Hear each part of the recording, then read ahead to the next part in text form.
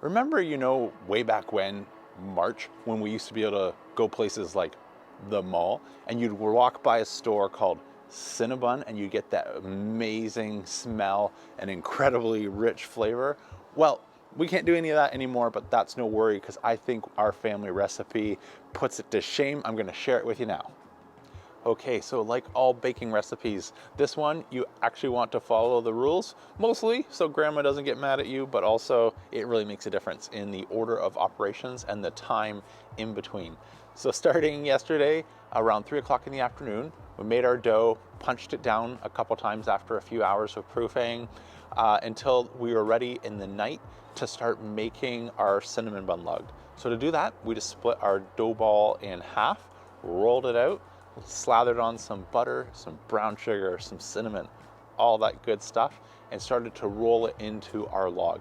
We got 2 logs total from this recipe. Each one is good for about a dozen cinnamon buns. Once we've got everything ready to go, we want to butter up our pan and place those in a couple inches apart. As you'll see, from overnight to this morning, they will continue to rise and expand and break all social distancing protocols as they form into one another. So when we rejoin us today for the cook, the last step, if you want, is optional, is to go ahead and make up some delicious frosting. So again, I'll put all the details down below.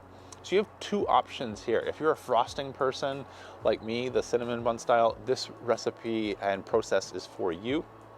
If you're not, the other option here is, instead of just greasing our pan with a little bit of butter, we can actually go ahead and add little tiny cubes, maybe a 1/4 inch square, every inch or so across the bottom of your pan.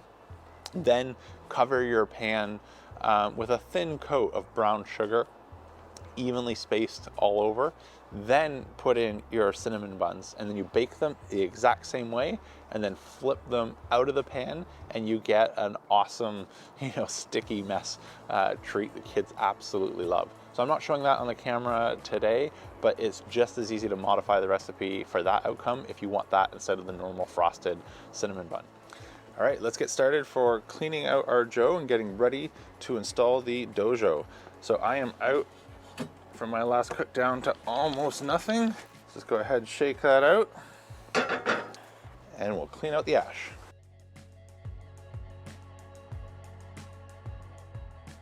Drop our basket back in.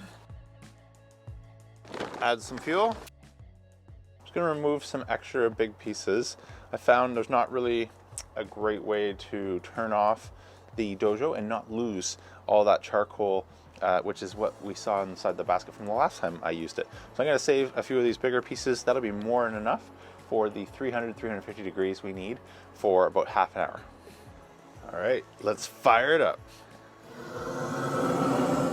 Okay, so that should be good. We're going to open up our bottom vent all the way, our top vent, and wait till we see our target temp of 350 degrees before installing the DoJoe. Okay, so in the time it took for me to go have a coffee, we have overshot our temperature a little bit, actually a lot. We're at 550 degrees, but I am not worried about this in the DoJoe setup. And that's because what we're doing is we are baking some heat into the dome, and that's gonna help us take advantage of sort of multiple heat sources going inside. We're gonna have obviously our heat coming up from the charcoal burning on the bottom, but by having our dome really heat soaked, we're going to get that sort of infrared heat as well as the convection air on the DoJoe wafting over the top of our cinnamon buns. That's just fine. So let's go ahead and slow that down though before it gets any further. And once we have the DoJoe installed, we'll close this all the way and adjust our bottom vent. But this is good enough for now, just to continue to make sure our dome is completely heat soaked. Okay, let's set up our DoJoe. So just gonna grab my heat deflector plates. I'm gonna put the dirty side down since that'll get cleaned by the fires. Let's go ahead and we install the front position first, like so. And then we'll slide in the back. That looks great. Let's grab our pizza stone. Here we go, we'll just drop this on the upper layer. Go. Let's go ahead. I'll reposition the camera and we'll install this on our Kamado Joe. Okay, we'll open the dome. Got a good bed of coals going. Looks great. Let's go ahead and drop on our dojo. So that looks good. I'm just going to check our alignment here and adjust so that the little latch lines up with our latch on our top dome. So we just need to slide over this way a little bit. That looks perfect. Slide that into position.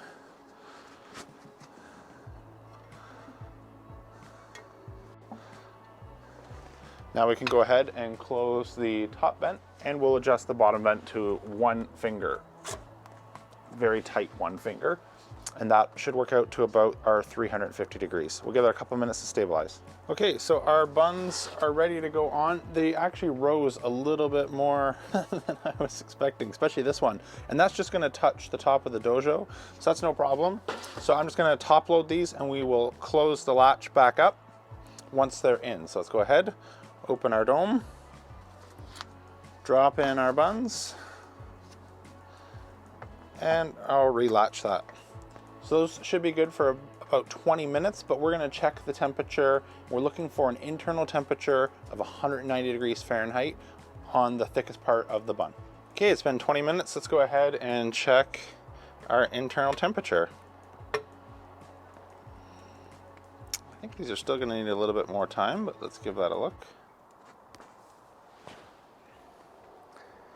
So we're 120 degrees, so we're gonna go ahead and add another 10 minutes. All right, let's give these another check. Oh, that's looking better. All right. Okay, we are there. Just over 200 degrees. That is perfect. Well, like a brisket, but sweet. So let's get these off. We're gonna let them rest, and that'll give us time to make up our icing. And once they're cool, we'll be able to slather some of that on. All right, I brought out my official taste testers. So we've got one of each. We've got the sticky bun that I mentioned, which is upside down in butter and brown sugar. That's Zoe's favorite. And we also have the traditional cinnamon bun style, slathered with some of that frosting on top, which is melting. These are amazing. So I'll be kicking off, I started a little bit earlier, I'm doing a keto kick, and I've got a whole bunch of recipes coming for January to help you achieve your grill resolutions. If you'd like to do that, be sure to subscribe to catch an amazing series we've got lined up for January. So that's the only reason I'm not digging in and enjoying one of these amazing buns. So to tell us how we did, we've got the girls lined up. Why don't you dig in and tell us how it is?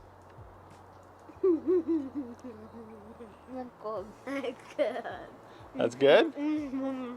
Yeah? Mm-hmm. As good as Grandma's? Mm-hmm. You look nervous to admit it. Yeah. Awesome. All right. Well, thanks guys. We're gonna go back in. It's raining a little bit out here. I hope you really enjoyed today's video. If you did, please let YouTube know by smashing that like button, and let me know by hitting subscribe to catch future videos.